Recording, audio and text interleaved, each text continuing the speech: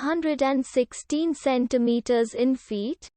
First of all, we need to know the value of 1 centimeter in feet.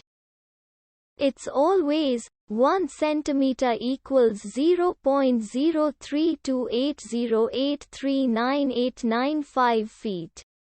Now we have to multiply 0.03280839895 by 216.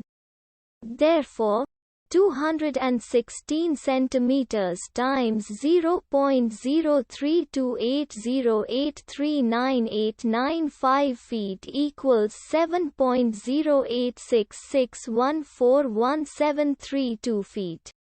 So, in other words, 216 centimeters equals 7.0866141732 feet.